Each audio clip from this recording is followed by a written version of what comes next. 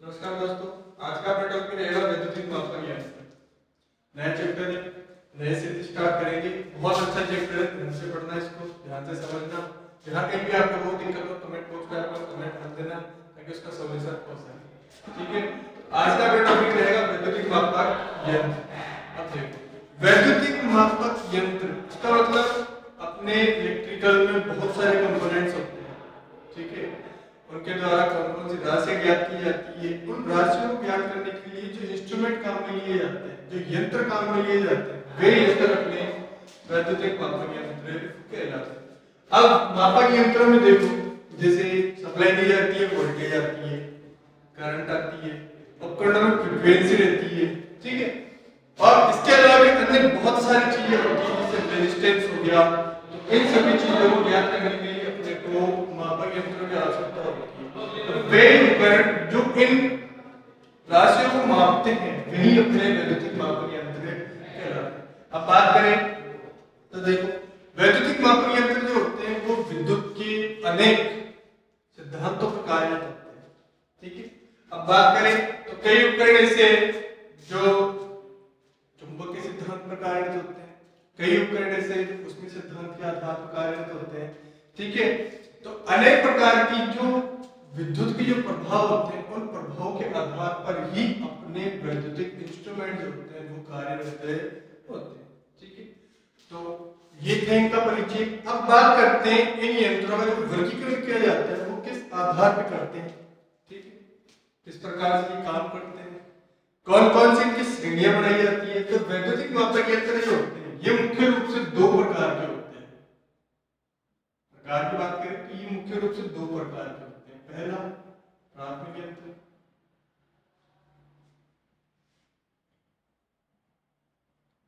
जिनको कहते हैं प्राइमरी इंस्ट्रूमेंट।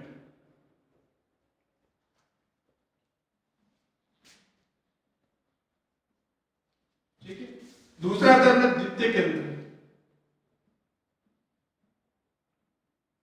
इसको बोलते हैं सेकेंडरी इंस्ट्रूमेंट।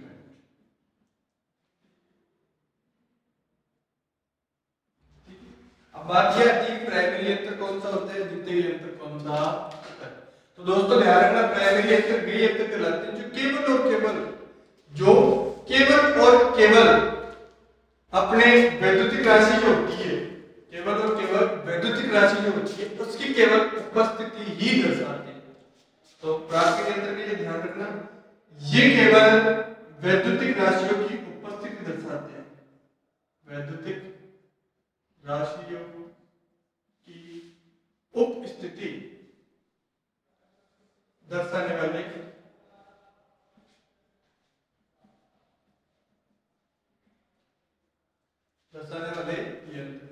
तो प्राथमिक यंत्र वे यंत्र कहलाते हैं, ये वे सूचक युक्तियां होती है जो वैद्युतिक राशियों की केवल और केवल उपस्थिति को दर्शाते हैं। ठीक है, उसके बाद में अब वैद्युतिक राशियों की उपस्थिति दर्शाने वाले यंत्र कौन से हैं। जैसे आप लोगों ने देखा होगा अपने घरों के अंदर स्विच बोर्ड लगा होता है, स्विच बोर्ड में हम लोग एक इंडिकेटर काम में लेते हैं। इंडिकेटर जब जलता है अपन यूं ही जानते हैं कि हाँ यहाँ पर क्या आ रखी है, मेरे पास विद्युत आपूर्ति सप्लाई हो रखी है। तो जैसे एक इंडिकेटर होता है तो जैसे जलता है तो अपने को एक सूचक के रूप में, सूचक जिसको कहे कि केवल राशि की उपस्थिति को दर्शा देता है, वो वोल्टेज की उपस्थिति को दर्शा देता है कि हाँ यहाँ पर अपने पास फेज की उपस्थिति है, वोल्टेज की उपस्थिति है। ठीक है, उसी की तरह दूसरा अगर इसी में अपन एग्जांपल ले तो इसका दूसरा एग्जांपल हो सकता है कि जैसे हम लोगों ने किसी कॉइल के पास में या किसी चालक के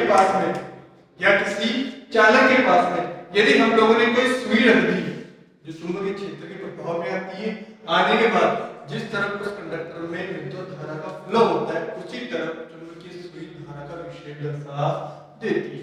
और ये उपस्थिति केवल और केवल तब तक ही अस्तित्व में रहती है जब तक वहां पर विद्युत की राशि जो है उसकी उपस्थिति होती है। तो इस प्रकार के यंत्र प्राथमिक यंत्र कहलाते हैं। ठीक है, उसके बाद में बात करें हम लोग द्वितीयक यंत्र की, तो द्वितीयक यंत्र जो होते हैं ये किसी न किसी पैमाने पर उस राशि का मान दर्शाते हैं। अब यहाँ पर देखा जाए तो देखो, पहली चीज ये आती है प्राथमिक यंत्र जो होते हैं, प्राथमिक यंत्र जो होते हैं इनका कभी कभार पैमाना यथार्थ नहीं होता। तो भाई अपने को महसूस तो होता है कि हो सकता है कि जैसे मैं बात करूं इंडक्टर हमारे को ये महसूस तो हो जाता है कि इंडिकेटर जो होता है उसमें लाइट जल रही है, लेकिन कभी कभार ऐसा होता है कि उसमें चमक गिरने से या सूर्य की रोशनी गिरने से या कोई बाहरी लाइट गिरने से उसके ऊपर चमक आ सकती है, जिससे अपने को प्रतीत हो जाता है कि वहां पर विद्युत की उपस्थिति हो रखी है। हो सकता है वहां पर प्राथमिक यंत्र के द्वारा उसकी उपस्थिति दर्शा दी जाए, लेकिन एक्चुअल में क्या वहां पर वोल्टेज की उपस्थिति है? तो इन यंत्रों के लिए कहा जाता है कि इनका पैमाना कभी कभार यथार्थ नहीं होता, तो वहां पर अपने को इनकी उपस्थिति दर्शाने के लिए द्वितीयक यंत्रों की आवश्यकता पड़ती है।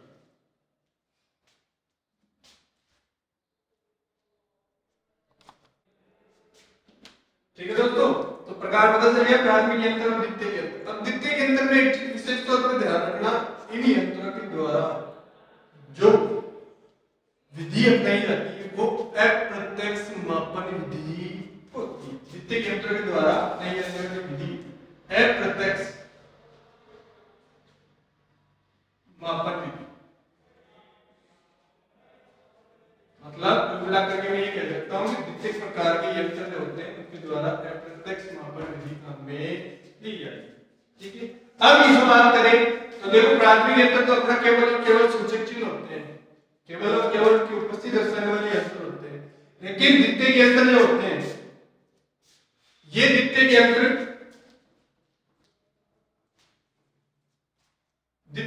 जो होते हैं ये पूर्वांकित पैमाने पर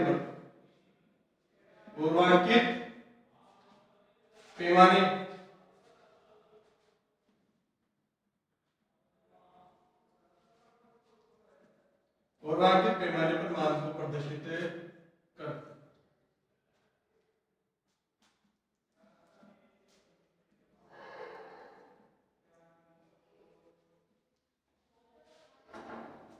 ठीक है, और इनकी जो विधि होती है वो अप्रत्यक्ष मापन विधि होती है। अब इसके बाद बात करें तो देखो द्वितीयक यंत्र जो होते हैं वो अपने मुख्य रूप से 3 प्रकार के होते हैं। द्वितीयक यंत्र जो होते हैं वो मुख्य रूप से कितने प्रकार के होते हैं? 3 प्रकार के। अब बात कर लेते हैं द्वितीयक यंत्रों की। तो देखो दोस्तों ध्यान रखना, प्राइमरी यंत्र जो होते हैं उसका कोई प्रकार नहीं होता है, उसका कोई वर्गीकरण नहीं होता, लेकिन अपने द्वितीयक यंत्र जो होते हैं उनका अपना एक वर्गीकरण होता है। तो द्वितीयक यंत्र की बात करते हैं।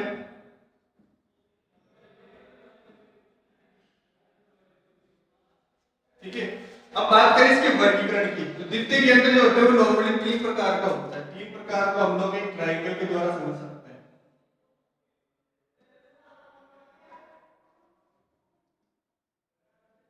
पहला सूचक, दूसरा रिकॉर्डिंग,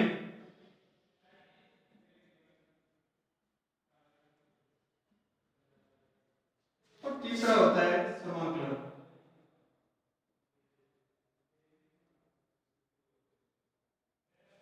सूचक यंत्र का आप लोग संकेत यंत्र भी बोल सकते हैं।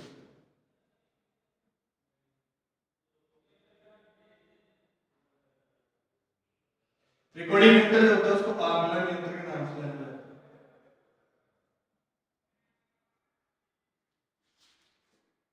ठीक है, तो ये अपने द्वितीयक यंत्र टाइप्स ऑफ सेकेंडरी इंस्ट्रूमेंट। पहले नंबर का, दूसरे नंबर का, और ये हो गया अपना तीसरे नंबर। अब देखो दोस्तों, पहले बात करें सूचक यंत्र की। ठीक है, तो सूचक यंत्र देखो अपने वे यंत्र होते हैं तो तात्कालिक मानों को एक संकेतक के द्वारा, इसको तात्कालिक मानों को एक संकेतक के द्वारा एक पूर्वांकित पैमाने पर रिप्रेजेंट करते हैं। इन्हें मतलब तात्कालिक मानों को पूर्वांकित पैमाने पर प्रदर्शित करते हैं।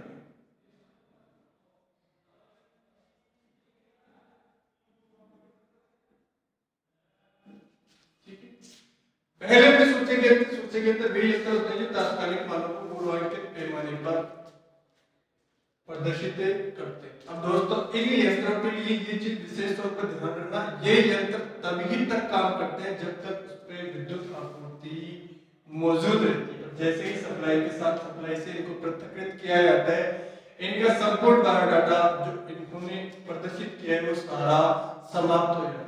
ठीक है, तो इसके लिए ध्यान रखना है अपने को कि ये सूचक यंत्र वे यंत्र होते हैं जो केवल विद्युत की उपस्थिति में ही अपने मान को रिप्रेजेंट करते हैं।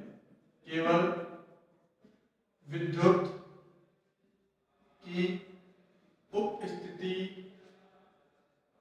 में ही मान को प्रदर्शित करते हैं।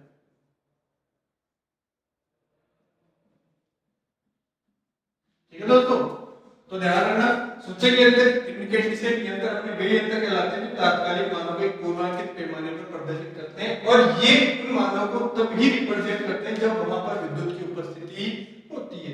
जैसे विद्युत की उपस्थिति यहां से हटती है, उसी के साथ इनके मान भी जो यंत्र होते हैं वो भी अपने पूर्वांकित स्थिति में आ जाते हैं, और इनके द्वारा लिए गए मान को दोबारा से वापस रिप्रेजेंट नहीं किया जा सकता। ठीक है, उसके बाद बात करते हैं रिकॉर्डिंग यंत्र की। तो पहले बात कर ले एग्जांपल के तौर पर सूचक यंत्र के जो अपने एग्जांपल होते हैं वो कौन से होते हैं, जैसे अपना एम्पीयर मीटर हो गया, वोल्ट मीटर हो गया, ठीक है, ओम मीटर हो गया। तो एग्जांपल के तौर पे एमीटर हो गया, वोल्ट मीटर हो गया और ओम मीटर हो गया, पीटीसी एक्स्ट्रा। ठीक है, एम्पीयर मीटर धारा की उपस्थिति दर्शाएगा, वोल्ट मीटर वोल्टेज की उपस्थिति दर्शाएगा, और ओम मीटर के द्वारा रेजिस्टेंस की गणना की जाएगी। तो ये हो गया हमारा सूचक यंत्र इनकैंडिसेंट यंत्र। ठीक है, उसके बाद बात करें रिकॉर्डिंग की। तो देखो रिकॉर्डिंग यंत्र जो होते हैं उनको आगमन यंत्र के नाम से भी जाना जाता है। अब रिकॉर्डिंग यंत्र और सूचक यंत्र में फर्क क्या होता है, इन यंत्रों के द्वारा तात्कालिक मानों को पूर्वांकित पैमाने पर भी दर्शाया जाएगा और साथ साथ उनकी एक रिकॉर्डिंग प्रणाली भी बनाई जाएगी। कहने का मतलब कुल मिलाकर के हम लोग ये ध्यान रखना है कि रिकॉर्डिंग यंत्र वे यंत्र कहलाते हैं जो मानों को दर्शाने के साथ साथ उनका रिकॉर्ड भी अपने साथ रखते हैं, वे यंत्र रिकॉर्डिंग यंत्र कहलाते हैं। ठीक है, अब जैसे आप लोगों ने पढ़ा था सूचक यंत्रों में एम्पीयर मीटर, वोल्ट मीटर, ओम मीटर इत्यादि मीटर, उसी की जैसे ही अपने को रिकॉर्डिंग यंत्र के कुछ एग्जांपल्स याद रखने हैं। तो इसमें और इसमें केवल इतना फर्क रहेगा कि एम्पीयर मीटर, वोल्ट मीटर, ओम मीटर के पहले रिकॉर्डिंग यंत्र रिकॉर्डिंग वर्ड जो है वो जुड़ जाएगा। इसका मतलब एम्पीयर मीटर जो आएगा वो रिकॉर्डिंग प्रकार का आएगा, एमीटर हो जाएगा रिकॉर्डिंग प्रकार का, वोल्ट मीटर हो जाएगा। ठीक है, अब वैसे हमने रिकॉर्डिंग प्रकार का ओम मीटर भी हो जाएगा। तो ये है अपने रिकॉर्डिंग यंत्र, आकलन यंत्र। इनके लिए ये चीज ध्यान रखना कि इनके द्वारा जो भी रीडिंग दर्शाई जाएगी उसको हम लोग विद्युत आपूर्ति जाने के बाद में भी आसानी से देख सकते हैं। ठीक है, लेकिन इसके लिए ये ध्यान रखना इन यंत्रों के द्वारा ज्यादा लंबे समय तक रिकॉर्डिंग प्रणाली काम में इन यंत्रों के द्वारा ज्यादा लंबे समय तक रिकॉर्डिंग नहीं रखी जाती है। ठीक है, तो इस सूचक यंत्र में और रिकॉर्डिंग यंत्र में यदि किसी को कोई दिक्कत हो, कोई प्रॉब्लम हो, कमेंट बॉक्स में डाल दें। ठीक है, इन दोनों के बाद हम लोग आगे बढ़ते हैं अपने तीसरे में समाकलन यंत्र। इनको बोलते हैं इंटीग्रेटिंग यंत्र, इंटीग्रेटिंग यंत्र। ये तीसरे प्रकार के यंत्र होते हैं और द्वितीयक यंत्र में भी अपने तीसरे प्रकार का टाइप्स है। तो ध्यान रखना दोस्तों, ये यंत्र वह यंत्र होता है जो अपने पूरे जीवन काल में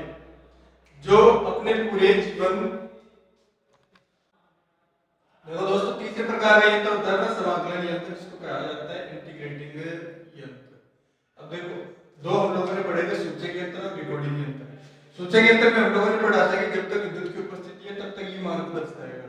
ठीक है, उसके बाद हमने पढ़ा था रिकॉर्डिंग यंत्र। तो रिकॉर्डिंग यंत्र के लिए ये कहा जाता है कि इसके अंदर जब तक विद्युत की उपस्थिति है तब तक तो ये मान दर्शाएगा ही, और उस मान को एक ग्राफ पेपर के ऊपर भी रिप्रेजेंट करेगा ताकि इसके मान को हम लोग बाद में भी आसानी से देख सकें। ठीक है, इसके साथ ही इसमें ये चीज कही जाती है, इसके लिए ये कहा जाता है कि इस यंत्र के द्वारा लंबे समय तक उस रिकॉर्डिंग को अपने साथ नहीं रखा जाता। कहने का मतलब ज्यादा लंबा समय हो जाता है तो रिकॉर्डिंग इसकी खराब हो जाती है। ठीक है, उसके बाद में तीसरी बात करें तो समाकलन यंत्र की। तो समाकलन यंत्र जो होता है उसको इंटीग्रेटिंग यंत्र के नाम से जाना जाता है।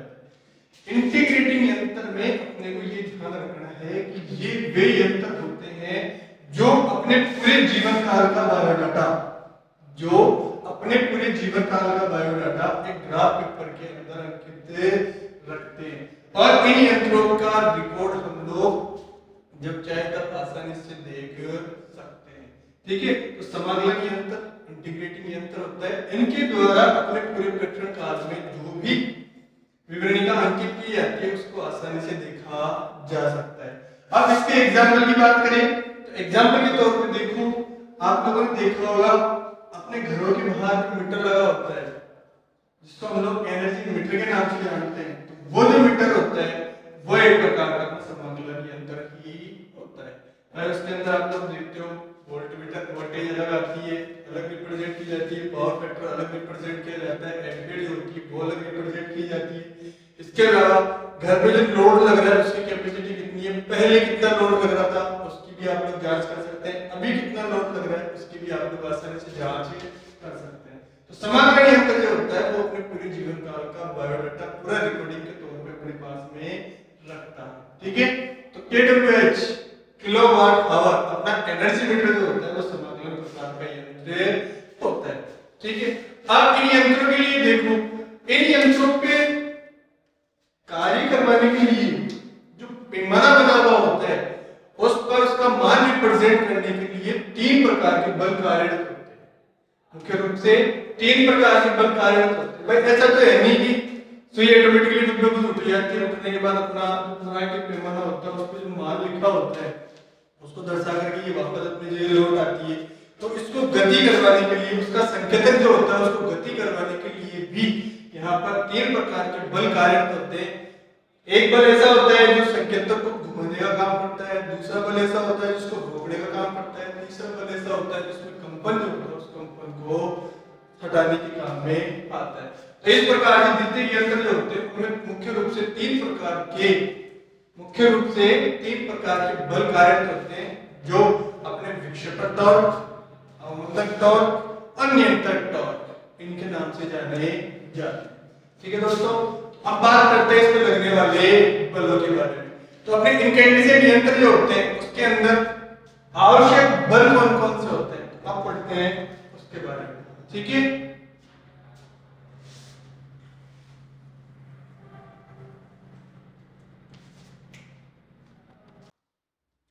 अब देखो हम बात करते हैं हम लोग इनकैंडिसेंट यंत्रों में अपेक्षित आवश्यक बलों की। तो देखो द्वितीयक यंत्र जो होते हैं वो अपने मुख्य रूप से तीन प्रकार के हो गए, सूचक हो गया, रिकॉर्डिंग हो गया, समाकलन हो गया। अब इन यंत्रों पर जो पैमाना होता है उस पर संकेतक जो होता है वो किस तरीके से कार्य होता है, उस संकेतक पर लगने वाले बल कौन से होते हैं। तो पहले बात करते हैं हम लोग कि इस पर लगने वाला जो बल होता है, तो पहला बल होता है इस पे विक्षेपण। पहला होता है विक्षेपण।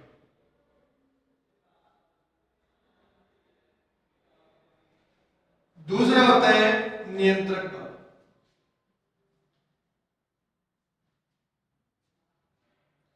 तीसरा होता है अपना अवमंदक बल।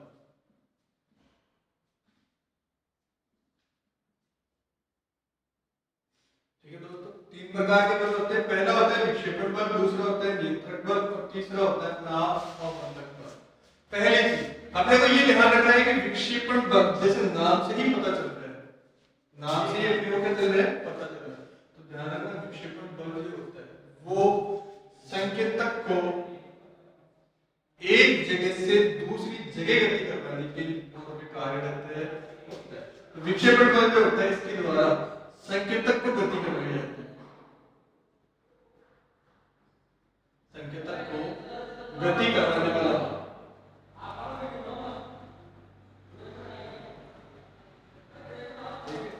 विक्षेपण बल जो होता है उस संकेतक को गति करवाने वाला बल होता है। अब देखो ये किस प्रकार से गति करवाता है, किस प्रकार से कौन सी प्रक्रिया होती है। तो देखो दोस्तों, विक्षेपण बल के तौर पे जब आप लोग विद्युत सप्लाई के साथ इस यंत्र को संचालित करते हैं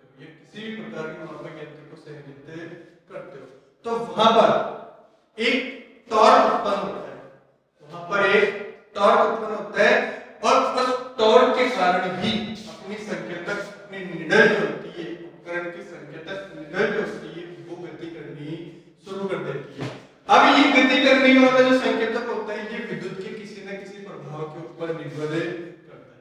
हो सकता है ये संकेतक जो है गति कर रहा है, तो गति करने के साथ विद्युत के चुंबकीय प्रभाव पर कार्यरत हो सकता है ऊष्मीय प्रभाव पर कार्यरत हो सकता है स्थिर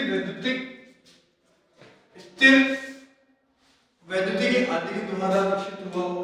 ठीक है, तो ये मुख्य रूप से स्थिर वैद्युतिकी के द्वारा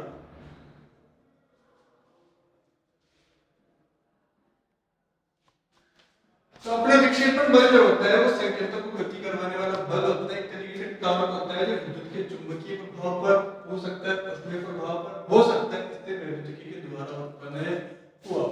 तो इस प्रकार से अपना विक्षेपक टॉर्क जो होता है वो संकेतक को गति करवाने के लिए काम में लिया जाता है। अब यहाँ पर एक चीज विशेष तौर पर ये ध्यान रखनी है कि विक्षेपण बल जो होता है, विक्षेपण टॉर्क जो होता है भिन्न-भिन्न मीटरों में भिन्न-भिन्न प्रकार का हो सकता है। ठीक है, उसके बाद में बात करें नियंत्रक बल की, तो नियंत्रक बल से पहले ध्यान रखना विक्षेपण बल जो होता है, विक्षेपण टॉर्क जो होता है उसमें घुमाव बल जो होता है वो इस संकेतक को घुमाने के लिए 0 डिग्री से 150 डिग्री तक का बल कार्य करता है। मतलब कुल मिलाकर ये ध्यान रखना है कि विक्षेपण टॉर्क जो लगता है उसमें संकेतक को घुमाने के लिए 0 डिग्री से 150 डिग्री तक की कार्यविधि संचालित होती है, यानी कि 150 डिग्री तक यह संकेतक को घुमा सकता है। ठीक है, इसके बाद बात करते हैं नियंत्रक बल की, कंट्रोलिंग टॉर्क की। तो देखो कंट्रोलिंग टॉर्क जो होता है उसके द्वारा जब किसी भी उपकरण में या किसी भी मापक यंत्र में विक्षेपण टॉर्क कार्यरत होता है तो उस दौरान उसका संकेतक बहुत तीव्रता के साथ आगे बढ़ता है। तो उस संकेतक को झटके से किसी दूसरी चीज के साथ टच होने से बचाने के लिए या संकेतक को टूटने से बचाने के लिए वहां पर एक बल लगाया जाता है जिसको नियंत्रक बल के नाम से जाना जाता है। नियंत्रक बल का मतलब कि ये संकेतक को कंट्रोल करने की कोशिश करता है, संकेतक को रोकने की कोशिश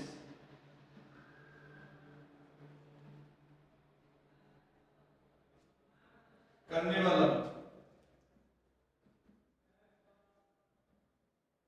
या मैं कहूं संकेतक को कंट्रोल करने वाला बल,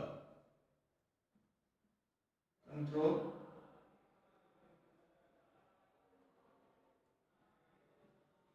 करने वाला बल जो होता है वो बड़ा नियंत्रण बल कहलाता है। अब संकेतक को कंट्रोल करने के लिए भी हर प्रकार की यंत्र में भिन्न-भिन्न प्रकार की नियंत्रण प्रणाली अपनाई जाती है। अब नियंत्रण प्रणाली की बात करते हैं तो देखो दोस्तों, नियंत्रण प्रणाली जो होती है ये अपने मुख्य रूप से 2 प्रकार की होती है। पहली अगर मैं बात करूं तो पहली होती है अपनी स्प्रिंग नियंत्रण प्रणाली। कौन सी प्रणाली? स्प्रिंग नियंत्रण प्रणाली। ठीक है, और उसके अलावा अगर दूसरी बात करूं तो दूसरी होती है गुरुत्व नियंत्रण प्रणाली। गुरुत्व नियंत्रण प्रणाली तो किसी भी संकेतक को झटके से बचाने के लिए उसको लगाया गया बल नियंत्रक बल कहलाता है। नियंत्रक बल जो होता है मुख्य रूप से 2 प्रकार का होता है, एक स्प्रिंग नियंत्रण प्रणाली और दूसरा होता है गुरुत्व नियंत्रण प्रणाली। ठीक है, इसके बारे में विस्तृत जानकारी हम लोग आगे पढ़ेंगे। पहले देख लेते हैं अवमंदक बल क्या होता है, ये कितने प्रकार का होता है।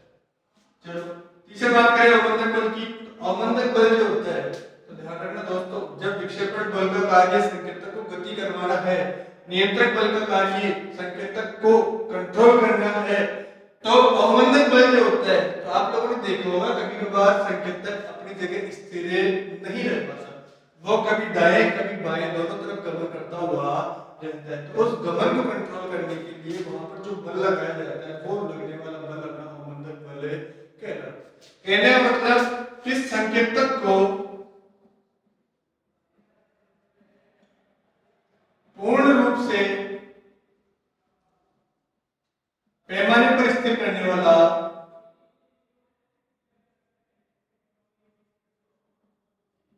पैमाने पर स्थिर करने वाला बल।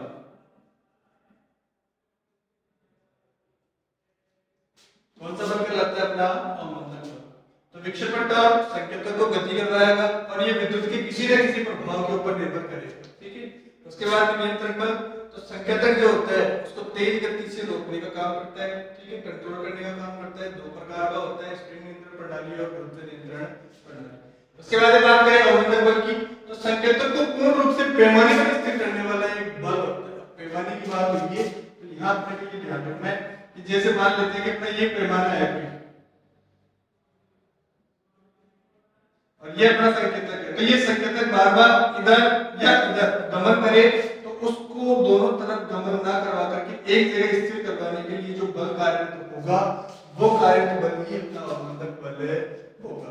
अब अवमंदक बल की बात करें तो अवमंदक बल भी अपना मुख्य रूप से दो प्रकार का होगा। पहला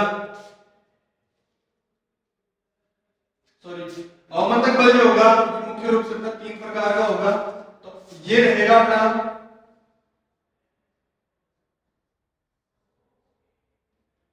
पहला वायुप्रसरण अवमंदन प्रणाली,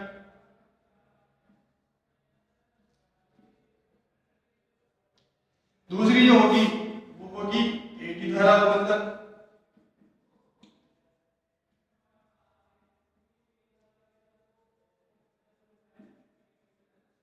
और तीसरा जो होगा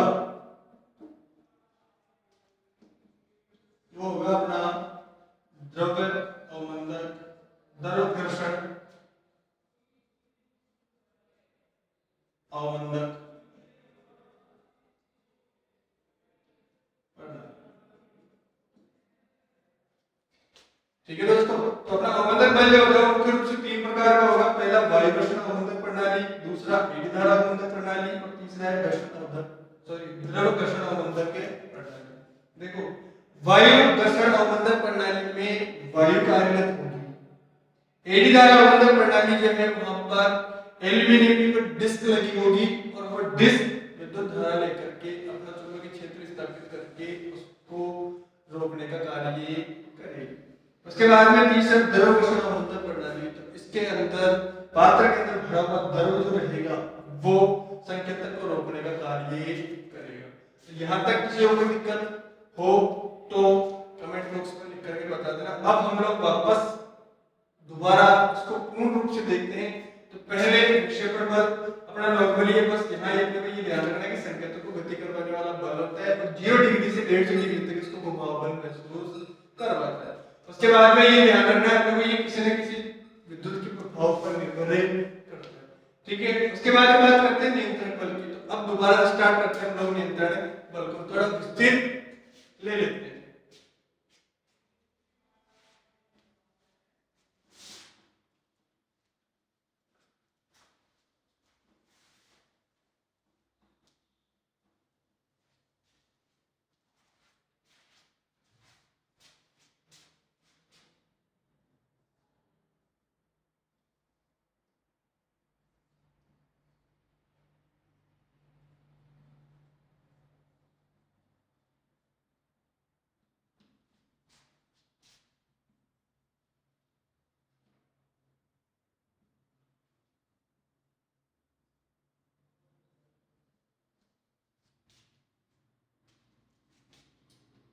बात करते हैं नियंत्रक बल की, कंट्रोलिंग टॉर्क की।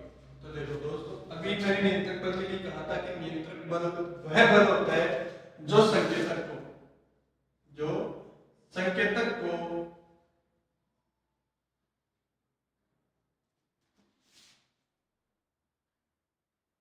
झटके से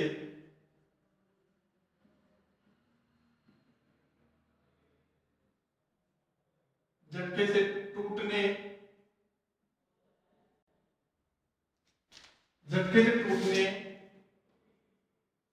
से बचाने के लिए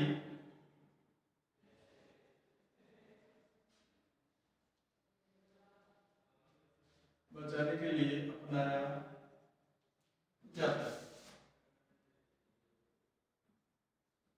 देखो दोस्तों, ध्यान रखना, नियंत्रक बल जो होता है एक तरीके से कंट्रोलिंग टॉर्क होता है। इस टॉर्क के द्वारा संकेतक जो अपने मीटर के बल लगा होता है वो जब गति करता है, विक्षेपण टॉर्क के कारण गति करता है, तो गति करने के साथ ही वो एक तीव्र गति के साथ, एक तीव्र बल के साथ गमन करता है, और जैसे ही गमन करता है तो उस दौरान वह किसी अन्य चीज से टकरा करके टूट सकता है। तो उसको टूटने से बचाने के लिए वहां पर एक बल कार्य होता है, और वो बल जो होता है वो अपना नियंत्रक बल कहलाता है। अब इसमें नियंत्रक बल की बात करूं तो नियंत्रक बल उपकरण के लिए दो प्रकार से काम करता है। पहला, इसके कार्य की अगर मैं बात करूं तो ये दो प्रकार से काम करेगा। पहला कार्य तो ये करेगा कि ये संकेतक को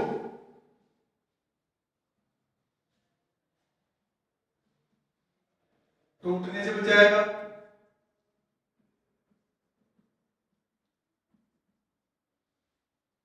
और दूसरा काम करेगा संकेतक को वापस अपनी स्थिति में लाने का।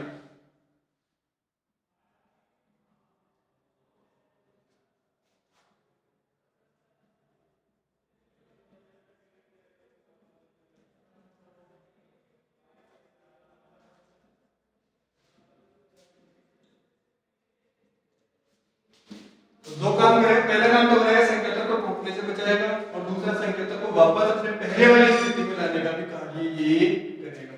तो नियंत्रक बल जो होता है मुख्य रूप से दो प्रकार का काम करता है। अब नियंत्रक बल की बात करें तो ये बल अपना दो प्रकार का था। पहला हम लोगों ने पढ़ा था स्प्रिंग नियंत्रण प्रणाली।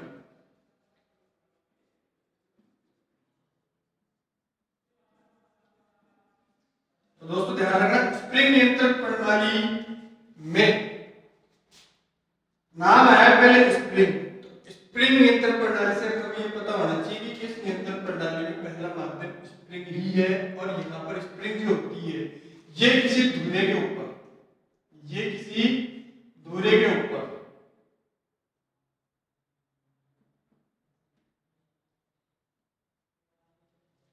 दो जेल बेरिंगों की सहायता से दोनों तरफ एक दूसरे के अपोजिट लपेटी जाती है, एक दूसरे के अपोजिट लपेटी जाती है, ताकि संकेतक जो रहते हैं अपना ये पूर्वांकित पैमाने पर जब मान को दर्शाए तो उस दौरान जैसे ही ये गति करना प्रारंभ करे उसी के साथ एक स्प्रिंग खुलेगी और दूसरी स्प्रिंग कसने का कार्य करेगी, और ये दोनों स्प्रिंग जो होती है एक दूसरे के विपरीत स्वभाव पे कार्य करने वाली होती है।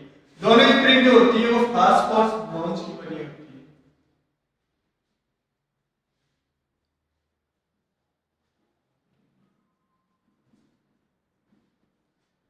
फास्ट ब्रॉन्ज की बनी होती है। अब दोस्तों यहाँ पर बात ये आती है कि ये स्प्रिंग जो होती है ये एक दूसरे के विपरीत स्वभाव वाली क्यों होती है, और साथ साथ फास्ट ब्रॉन्ज की क्यों बनी हुई होती है। तो यहाँ आपने ये ध्यान रखना है कि जब विक्षेपण टॉर्क के कारण ये संकेतक गति करना प्रारंभ करेगा तो उस दौरान यहाँ पर एक तीव्रता के साथ टॉर्क जनरेट होगा, और उस तीव्र टॉर्क के कारण ये संकेतक बहुत तीव्रता के साथ गति करने का कार्य करेगा। तो उस दौरान एक स्प्रिंग खुलेगी तो दूसरी स्प्रिंग उसको बंद करने का काम करेगी, ताकि संकेतक तीव्रता के साथ आगे जाकर के किसी अन्य चीज के साथ टकरा करके टूटे ना जाए। ठीक है, और दूसरी स्प्रिंग जो रहेगी वो जब संकेतक को या जब मापन यंत्रों का आप लोग विद्युत सप्लाई से पृथक्कृत करोगे तो उस दौरान ये जो बंद होने वाली स्प्रिंग है ये वापस से खुलने की कोशिश करेगी, और पहले वाली स्प्रिंग जो रहेगी जो पहले खुली थी ये वापस से बंद होकर के संकेतक को वापस अपनी पुनरावस्थित स्थिति में लाने की कोशिश करेगी। जो स्थिति पहले थी उस स्थिति में लाने की कोशिश करेगी। अब ये तो बात हो गई, ये दोनों स्प्रिंग एक दूसरे के विपरीत स्वभाव वाली क्यों होती है कि एक खोलने का काम करती है तो दूसरी उसको बंद करने का काम करती है, साथ साथ एक संकेतक को आगे बढ़ाने का काम करती है तो दूसरी संकेतक को वापस लाने का कार्य करती है। अब यहाँ पर बात ये आती है कि फास्फोरस ब्रॉन्ज की ही क्यों बनाते हैं। तो दोस्तों ध्यान रखना, जब यदि इसको विद्युत सप्लाई की आवश्यकता हो और अधिकतर जो सप्लाई की जाती है वो ध्यान रखना दोस्तों इस फास्फोरस ब्रॉन्ज वाले स्प्रिंग के द्वारा ही प्रदान की जाती है, और जब इसको सप्लाई दी जाती है तब ये दोनों स्प्रिंग यहाँ पर सप्लाई स्रोत का काम करती है, और सप्लाई स्रोत के कारण यहाँ पर तापमान प्रभाव होता है, और ताप प्रभाव होने के कारण हो सकता है ये फैल करके चौड़ी हो जाए, हो सकता है इनके अंदर विद्युत धारा का चालन हो जाए, चालन होने के कारण यहाँ पर चुंबक बन जाए, तो उस चुंबक को बनने से बचाने के लिए दूसरी चीज इनका विशिष्ट प्रतिरोध जो होता है उसकी मान को कम रखने के आधार पर ही यहाँ पर फास्फोरस ब्रोंज की जो स्प्रिंग है वो काम में ली जाती है। तो इस प्रकार से स्प्रिंग नियंत्रण प्रणाली जो होती है उसके द्वारा संकेतक को नियंत्रित किया जाता है। ठीक है, अब उसके बाद हम बात करते हैं दूसरी नियंत्रण प्रणाली। तो दूसरी नियंत्रण प्रणाली होती है अपनी, तो स्प्रिंग नियंत्रण प्रणाली जो है उसमें अपने ये ध्यान रखना है कि ये दोनों स्प्रिंग जो होती है वो फास्फोरस ब्रोंज की बनी होती है। फास्फोरस ब्रोंज जो होता है वो अपना अनुप चुंबकीय लोह पदार्थ होता है, एच चुंबकीय लोह पदार्थ होता है। ठीक है, एच चुंबकीय पदार्थ होता है फास्फोरस ब्रोंज जो है वो एच चुंबकीय पदार्थ। ठीक है, इसके साथ साथ फास्फोरस ब्रोंज जो होती है उसमें अपना गुण भी होता है। तो गुण ये है कि यह अनुचुंबकीय पदार्थों के साथ साथ तन्य भी है, निम्न विशिष्ट प्रतिरोध वाली है, उच्च ताप को सहन करने वाली धातु होती है। उच्च ताप सहन,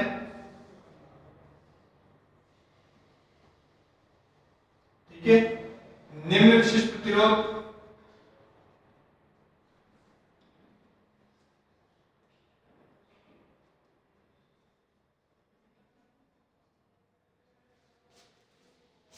ठीक है। और साथ साथ अपने को ये भी ध्यान रखना है कि इन दोनों बाल कमानियों में से एक बाल कमानी के ऊपर शून्य समायोजित पेज से विलिप्त किया जाता है। शून्य समायोजित पेज के द्वारा संकेतक को 0 पॉइंट पर एडजस्ट किया जाता है। अब यहाँ पर 0 एडजस्ट की आवश्यकता क्यों पड़ी, तो यहाँ इसके लिए ये ध्यान रखना दोस्तों कि जब इन बाल कमानियों पर सप्लाई दी जाती है तो सप्लाई के कारण इनके तापमान के कारण ये स्प्रिंग यहाँ से फैल सकती है और फैलने के कारण अपनी जब इसको सप्लाई से पृथक्कृत किया जाता है तो वापस अपनी पहले वाली स्थिति में नहीं आ पाती। इनमें कुछ ना कुछ परिवर्तन उत्पन्न हो जाता है, कुछ ना कुछ विकार उत्पन्न हो जाता है।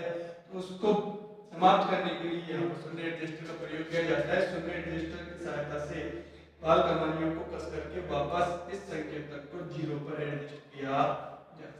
अब उसके बाद में बात करते हैं देखो दोस्तों दूसरी प्रणाली जो आती है नियंत्रण प्रणाली में ही, वो है अपनी गुरुत्व नियंत्रण प्रणाली।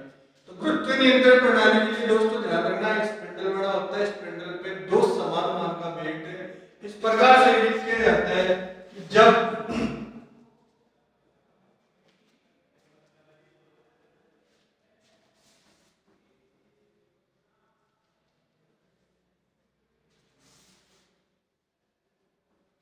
दूसरा है अपना गुरुत्व नियंत्रण प्रणाली।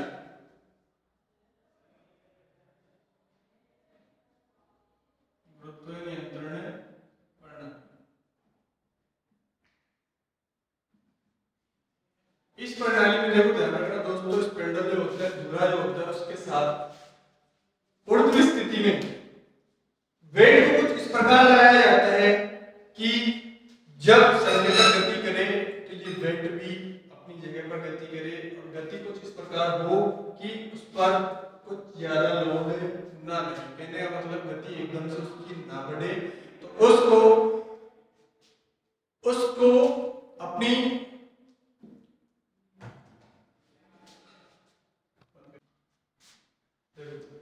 देखो हमने पहले पढ़ा था स्प्रिंग नियंत्रण प्रणाली। अब उसके बाद में बात करते हैं गुरुत्व नियंत्रण प्रणाली। ठीक है, तो इस गुरुत्व नियंत्रण प्रणाली में देखो इसमें जो यंत्र होता है उस यंत्र में 2 वेट लगे होते हैं। दोनों वेट W1 W2 के नाम से जाने जाते हैं। W1 वेट जो होता है वो नियंत्रण भार के नाम से जाना जाता है। ठीक है, और नियंत्रण भार वाला जो वेट होता है ये हमेशा धुरे के साथ जेल बेरिंग के साथ स्थापित किया जाता है जो सीधा ऊर्ध्वाधर स्थिति में रहता है। ठीक है, इसी के साथ एक निश्चित कोण के आधार पर एक संतुलित भार लगाया जाता है। संतुलित भार जो होता है वो W2 के नाम से जाना जाता है। और इस भार के लिए अपने को ये ध्यान रखना है कि जब ये भार संतुलित अवस्था में हो तो उस समय इसका संकेतक 0 स्थिति पर मौजूद रहे। ठीक है, तो इस प्रकार की गुरुत्व नियंत्रण प्रणाली जो होती है उसके अंदर संकेतक और भार दोनों एक स्थिति में रहते हैं और साथ साथ भार जो रहता है वो संतुलित स्थिति में आने के साथ साथ पैमाने पर संकेतक को 0 पर रखने का काम करता है। तो तो इस प्रकार से अपना गुरुत्व नियंत्रण प्रणाली जो होती है वो कार्यरत होती है। ठीक है, तो अब देखो दोस्तों, अपने को इसमें एक चीज ये भी ध्यान रखनी है कि जब गुरुत्व नियंत्रण प्रणाली काम में ली जाती है तो उस दौरान अपने को विशेष तौर पे ये ध्यान रखना है कि भार संतुलित अवस्था में रहे और साथ साथ संकेतक जो है वो भी 0 पर जीते रहे। ठीक है, तो इस प्रकार से अपनी गुरुत्व नियंत्रण प्रणाली कार्यरत होती है। अब देखो गुरुत्व नियंत्रण प्रणाली ये भार किस प्रकार से कार्य करेगा।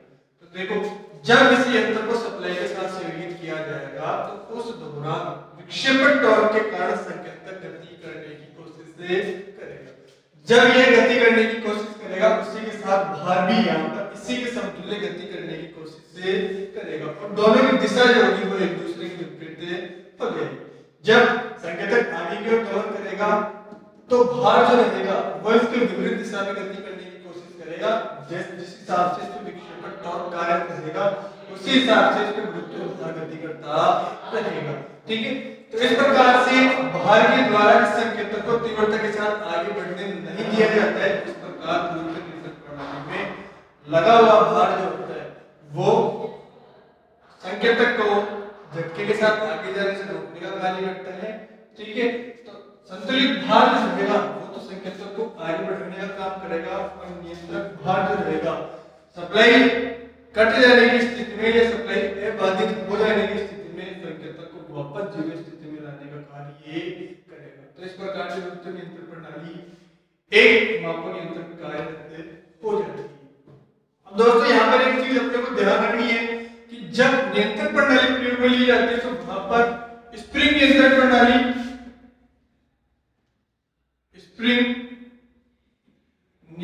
प्रणाली और गुरुत्व नियंत्रण प्रणाली, ये दोनों प्रणालियां जो काम में ली है, दोनों प्रणालियों को काम में लेने का अलग अलग फायदा भी है या नहीं, तो उसके बारे में हम लोग चर्चा करते हैं। तो पहली चीज ये ध्यान रखना, स्प्रिंग नियंत्रण प्रणाली जो होती है वहां पर सप्लाई सोर्स के तौर पे भी इसको काम में लिया जाए। ठीक है, क्योंकि यहाँ सप्लाई सोर्स के लिए अपने को अलग से सिरे निकालने की आवश्यकता होती है। दूसरी चीज यहाँ अपने को ये ध्यान रखनी है कि यहाँ पर जब विद्युत धारा का मान बढ़ जाता है तो तापमान बढ़ने के कारण लगी हुई जो फास्फोरस ब्रोंज की स्प्रिंग होती है उसके अंदर कुछ ना कुछ विक्षेप उत्पन्न हो जाता है, कुछ ना कुछ असंतुलन की स्थिति उत्पन्न हो जाती है। तो उस असंतुलन की स्थिति को इसमें लगे हुए जीरो रजिस्टर के द्वारा समाप्त किया जाता है। जबकि गुरुत्व नियंत्रण प्रणाली जो होती है इसमें किसी प्रकार का कोई भी असंतुलन उत्पन्न नहीं होता। दूसरी चीज, स्प्रिंग नियंत्रण प्रणाली जब आप लोग काम में लेते हो तो इसका प्रयोग आप लोग लंबे समय तक नहीं कर सकते हो, लेकिन गुरुत्व नियंत्रण प्रणाली जो होती है उसको आप लोग लंबे समय तक भी काम में ले सकते हो। अब यहाँ पर दोनों में एक चीज ये ध्यान रखनी है कि स्प्रिंग नियंत्रण प्रणाली जो होती है लंबे समय तक काम में लेने के बाद में इसमें कुछ ना कुछ विक्षेप जरूर उत्पन्न हो जाता है, कुछ ना कुछ विकार जरूर उत्पन्न हो जाता है, लेकिन गुरुत्व नियंत्रण प्रणाली में उत्पन्न होने वाला विकार नगण्य रहता है। अब यहाँ अपने को ये भी चीज ध्यान रखनी है कि स्प्रिंग नियंत्रण प्रणाली जो होती है उसको आप लोग दोनों स्थितियों में काम में ले सकते हो। अब दोनों स्थितियां कौन कौन सी होती है, तो दोनों स्थितियों के लिए ध्यान रखना, स्प्रिंग नियंत्रण प्रणाली में कहने का मतलब जिस मापक यंत्र में स्प्रिंग नियंत्रण प्रणाली काम में ली गई है उस यंत्र को आप लोग ऊर्ध्व व क्षैतिज दोनों स्थितियों में रख करके काम में ले सकते हो। ठीक है, ऊर्ध्व व क्षैतिज स्थिति दोनों में रख करके काम में ले सकते हो, लेकिन गुरुत्व नियंत्रण प्रणाली जो है इसमें मापक यंत्र को केवल और केवल ऊर्ध्व स्थिति में ही काम में ले सकते हो। ठीक है, ये ऊर्ध्व स्थिति में रहेगी तो ही इसका विक्षेप सही आएगा, इसके द्वारा दर्शाया जाने वाला जो पैमाना रहेगा मान जो रहेगा वो सटीक रहेगा। और इसमें आप लोग चाहे उपकरण को ऊर्ध्व स्थिति में रखो चाहे क्षैतिज स्थिति में रखो, दोनों स्थितियों में कार्य रहेगी। तो इस प्रकार से अपने नियंत्रण प्रणाली में दो प्रकार, स्प्रिंग नियंत्रण प्रणाली और गुरुत्व नियंत्रण प्रणाली कंप्लीट होती है। ठीक है, तो इसके बाद में हम लोग बात करते हैं अवमंदक प्रणाली। तो तीसरे प्रकार का टॉर्क होता है वो होता है अवमंदक टॉर्क। अवमंदक टॉर्क जो होता है उसके लिए दोस्तों ध्यान रखना रखना कि जब विक्षेपण टॉर्क के द्वारा संकेतक को ऊपर उठाया जाता है, पहले लिख देते हैं टॉपिक का नाम अवमंदक टॉर्क।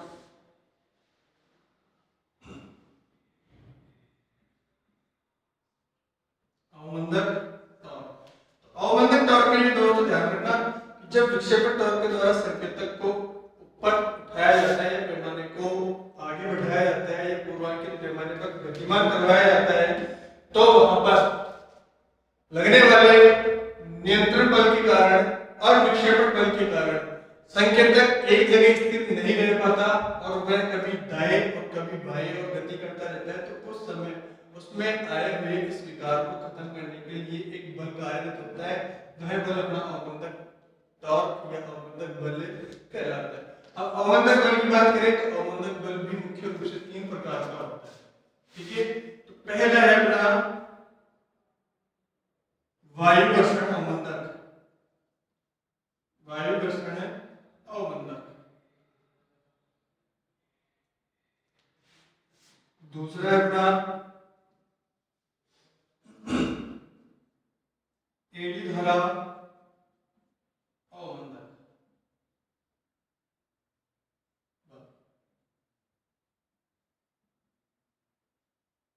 और तीसरा है अपना द्रव घर्षण अवमंदक।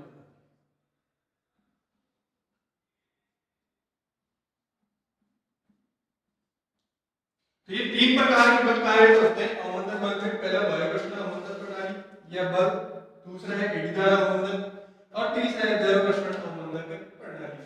तो पहले बात करते हैं वायु घर्षण अवमंदक बल की या प्रणाली की।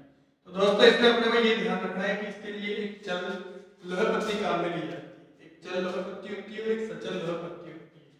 संकेतक कुछ इस तरीके से इसका सर्किट डायग्राम बना होता है।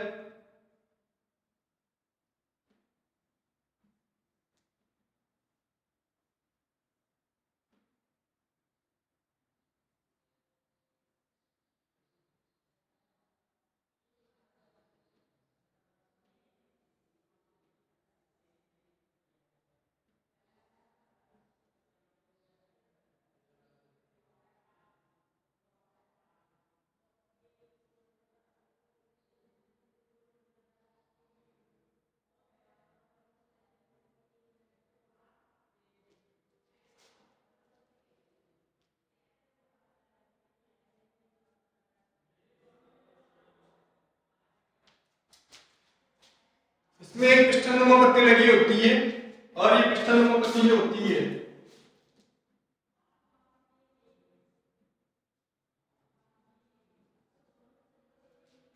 ये एक बेलनाकार या आयताकार बक्सा बना होता है, उसके अंदर लगी होती है।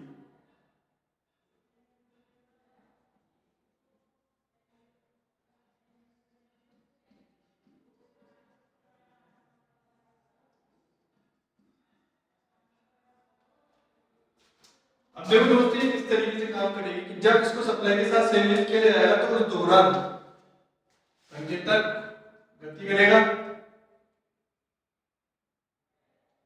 विक्षेपण टॉर्क के कारण गति करेगा, और जब ये गति करेगा उसी के साथ इसमें लगी हुई पिस्टन नुमा पत्ती जो रहेगी वो भी इस बेलनाकार बॉक्स के अंदर या आयताकार बॉक्स के अंदर वायु में घर्षण करेगी। और जब ये यहाँ पर घर्षण करेगी तो उस दौरान यहाँ पर वायु का दाब बढ़ेगा और वायु का दाब बढ़ने के कारण ये पत्ती को धकेलने की कोशिश करेगी। तो जब पत्ती यहाँ पर प्रॉपर रूप से अंदर की ओर प्रवेश नहीं कर पाएगी या फिर मैं कहूँ इसको धकेलने की कोशिश करेगी, उसी के साथ इससे जुड़ा हुआ संकेतक जो रहेगा वो भी धीरे धीरे कंपन मुक्त हो जाएगा। तो एक तरीके से वायु घर्षण प्रणाली के अंदर एक वायु लोहे की पत्ती काम में ली जाती है, पिस्टन नुमा पत्ती काम में ली जाती है। पिस्टन नुमा पत्ती के को एक बेलनाकार या आयताकार बॉक्स के अंदर गति करवाई जाती है ताकि जब ये संकेतक आगे की तरफ बढ़े तो इसमें लगने वाले बल के कारण, इसमें उत्पन्न होने वाले वायु के बल के कारण संकेतक अपनी जगह स्थिर रहने की कोशिश करे। तो इस प्रकार से इसमें उत्पन्न होने वाले विकार को कहने का मतलब जो संकेतक दाईं और बाईं दोनों दिशाओं में गमन कर रहा था वो एक जगह स्थिर रहने की कोशिश करेगा। तो इस प्रकार से वायु घर्षण अवमंदक प्रणाली कार्यरत रहेगी। इसके साथ ही हम देखते हैं दूसरा एडी धारा अवमंदक प्रणाली या अवमंदक बल। तो ध्यान रखना दोस्तों एडी धारा अवमंदक प्रणाली के लिए एक बेलनाकार या दीर्घवृत्ताकार आकृति की एक एल्यूमिनियम की डिस्क काम में ली जाती है। उस एल्यूमिनियम की डिस्क में अवमंदक बल उत्पन्न करवाने के लिए उस डिस्क को स्थायी चुंबकीय क्षेत्र के मध्य रखा जाता है और जब उसको सप्लाई के साथ संयोजित किया जाता है तो स्थायी चुंबक होने के कारण उस एल्यूमिनियम की डिस्क में एक बल उत्पन्न हो जाता है, एक टॉर्क उत्पन्न हो जाता है और दोनों की आपसी प्रतिक्रिया के कारण संकेतक जो होता है, जो कंपन कर रहा होता है या गति कर रहा होता है, वो एक जगह स्थिर होने की कोशिश से करता है। तो इस प्रकार से चलो दोस्तों आगे बढ़ते हैं। अपना दूसरा है अवमंदक प्रणाली में एड़ी धारा अवमंदक प्रणाली। इस यंत्र में जो कुछ इस तरीके की विशेषता होती है कि यहाँ पर एक एल्यूमिनियम की डिस्क काम में ली जाती है जो एक धुरे के साथ, धुरा जो होता है वो ज्वेल बेरिंग के साथ स्थापित किया हुआ होता है। इस धुरे के ऊपर एल्यूमिनियम की डिस्क को जोड़ दिया जाता है। एल्यूमिनियम की डिस्क को जोड़ने के साथ साथ यहाँ पर विशेष तौर पर ये भी ध्यान रखना होता है कि यहाँ पर एक सी आकार की स्थायी चुंबक भी प्रयोग में ली गई हो। ठीक है, जब विक्षेपण टॉर्क के कारण धुरा घूमता है तो उसी के साथ संकेतक भी घूमेगा और संकेतक के साथ साथ इस धुरे पर स्थापित ये एल्यूमिनियम की डिस्क जो है ये भी गतिशील अवस्था में आ जाएगी। जब ये गतिशील अवस्था में आएगी उसी के साथ साथ स्थायी प्रकार के मैग्नेट के साथ उपस्थित होने के कारण यहाँ पर एक विद्युत वाहक बल उत्पन्न हो जाएगा, एक बल कार्य हो जाएगा जो परस्पर दोनों एक दूसरे के विपरीत स्वभाव वाले हो जाएंगे। स्थायी चुंबक लगी हुई है और स्थायी चुंबक के मध्य आप लोग चालक को गति करवा रहे हो तो जब इसके द्वारा निकलने वाली जो चुंबकीय बल रेखा है उनका छेदन यदि इस एल्यूमिनियम की डिस्क इस चालक के द्वारा किया जाएगा तो यहाँ पर एक ईएमएफ जनरेट हो जाएगी और उत्पन्न होने वाली ईएमएफ क्या होगी, ये हमेशा वही कारकों का विरोध करेगी जिसके कारण से ये उत्पन्न हुई है। तो इस उत्पन्न होने वाले विद्युत वाहक बल के कारण संकेतक जो होगा या इसका धुरा जो होगा ये विपरीत स्वभाव में घूमने की कोशिश करेगा, विपरीत दिशा में घूमने की कोशिश करेगा। उसी के साथ यहाँ पर जुड़ा हुआ संकेतक जो रहेगा ये भी एक ध्रुवीय अवस्था में गति करना प्रारंभ कर देगा। तो ये जब कंपन करेगा तो उस कंपन को मुक्त करने के लिए इसके अंदर उत्पन्न होने वाली इसके अंदर उत्पन्न होने वाली विद्युत वाहक बल जो होगा, इसके अंदर उत्पन्न होने वाली करंट जो होगी या इसका चुंबकीय क्षेत्र जो होगा वो चुंबकीय क्षेत्र और इस सीट का सही प्रकार के चुंबक है तो दोनों का क्षेत्र एक दूसरे के विपरीत हो जाएगा और विपरीत होने के साथ ही इस संकेतक को अनायास घूमने से रोकने का कार्य ये करेगा। तो इस प्रकार से एड़ी धारा अवमंदक प्रणाली जो होगी वो भी अवमंदक के दोनों प्रकार ये करेगी। कुल मिला के हम लोग ये ध्यान रखना है दोस्तों कि इस उपकरण में या इस यंत्र में इस एल्यूमिनियम की डिस्क में उत्पन्न होने वाली धारा के द्वारा ही इस संकेतक को दाएं बाएं उत्पन्न होने वाले कंपन को खत्म करने का कार्य किया जाए। ठीक है, और इसके अंदर उत्पन्न होने वाली जो ईएमएफ होगी वो लेंज के नियम को फॉलो करेगी। ठीक है, तो यह मेरे विशेष तौर पर ध्यान रखना है। इस प्रकार से एक धारा अवमंदक प्रणाली एक मापक यंत्र में कार्य करते हैं और ये दोस्तों ध्यान रखना एड़ी धारा अवमंदक प्रणाली जो होती है ये विश्वसनीय प्रणाली होती है, एक विश्वसनीय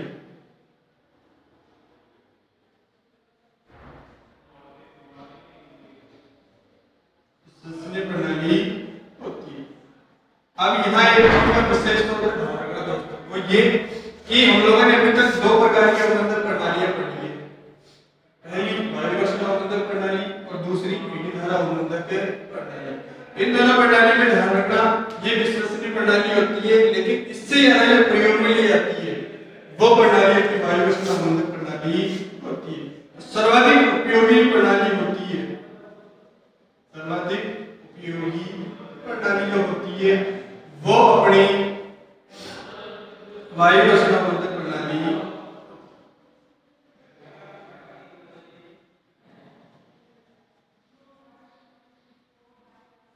ठीक है दोस्तों, तो ये ध्यान रखना विश्वसनीय प्रणाली एड़ी धारा अवमंदक प्रणाली इसको नॉर्मली बेसिक तौर पर उपयोग में लिया जा सकता है। ठीक है, तो हर प्रकार की एंटरप्रेन्योर प्रणाली काम में ली जाती है, वो अपनी अधिकतर वायु रचना अवमंदन प्रणाली होती है। ठीक है, तो ये अपनी दो अवमंदन प्रणालियां हो गई। अब इसके बारे में बात करते हैं ध्रुव रचना अवमंदक प्रणाली।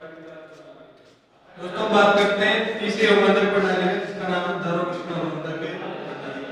ठीक है, इस प्रणाली के अंतर्गत देखो एक जो ट्रेन बेरिंग पर आयोजित एक धुरा होता है, उस धुरे के साथ एल्यूमीनियम या तांबे के चार पंखे जुड़े होते हैं, जिनको एक दर से भरे हुए पात्र के अंदर संयोजित कर दिया जाता है या उनको स्थापित कर दिया जाता है। इसका धुरा जो होता है उसके साथ संकेतक को संयोजित कर दिया जाता है। अब जब विक्षेपण टॉर्क के कारण ये गति करेगा तो उस दौरान इस दरों में डुबोए हुए ये एल्यूमीनियम और तांबे के पंखे रहेंगे, एल्यूमीनियम या तांबे के पंखे जो रहेंगे, ये पंखे धीरे धीरे इस द्रव के अंदर गतिमान होंगे और जब ये धीरे धीरे गतिमान होंगे तो उसी के साथ इस धुरे को भी बहुत धीरे धीरे ही कंपन या गति करवाएंगे। जब पंखे इसमें लगे हुए पंखे जब धीरे धीरे गति करेंगे तो उसी के साथ साथ धुरा भी इसमें धीरे धीरे गति करेगा और जब धुरा धीरे धीरे गति करेगा तो संकेतक जो होगा वो भी धीरे धीरे गमन करेगा और संकेतक के द्वारा जब धीरे धीरे गति की जाएगी तो वहां पर किसी प्रकार का कोई अवमंदक कार्य, किसी प्रकार का कोई कंपन कार्य नहीं होगा। इसका मतलब मैं यहाँ पर ये कह सकता हूँ कि इन दरों के अंदर जब मैं इस पंखे को घूमता हूँ तो जब ये गति करेगा तो गति करने के साथ साथ संकेतक जो होगा वो पूर्ण रूप से कंपन मुक्त हो जाएगा और जब ये कंपन मुक्त हो जाएगा तो दौरान यहाँ पर ध्रुव रचना अवमंदक प्रणाली कार्य हो जाएगी। अब दोस्तों यहाँ पर ध्यान रखना ध्रुव रचना अवमंदक प्रणाली जो होती है उसके लिए विशेष तौर पर ये ध्यान रखना कि इस प्रणाली का उपयोग वहीं पर किया जा सकता है जहां पर अपने को स्थायी तौर पे उपकरणों का प्रयोग करना हो, स्थायी रूप से उपयोगी हो। इसका मतलब ये होता है कि आप लोग इसको एक जगह स्थिर रख करके उपयोग में ले सकते हो, मतलब इसको बार बार हम लोग एक जगह से दूसरी जगह पर परिवर्तित नहीं कर सकते। तो इस तरह से उपयोगी के आधार पर देखें तो इस प्रकार के यंत्रों का प्रयोग, इस प्रकार के अवमंदन प्रणाली युक्त यंत्रों का प्रयोग हम लोग पैनल बोर्ड में जो अपने मीटर वगैरह लगे होते हैं वहां पर इसके साथ उपयोग कर सकते हैं। तो इस प्रकार से अवमंदन प्रणाली ठीक है दोस्तों, तो हम लोगों ने अवमंदन प्रणाली में तीन भाग पढ़े, पहला वायु रचना अवमंदन, दूसरा एडी धारा अवमंदन और तीसरा ध्रुव रचना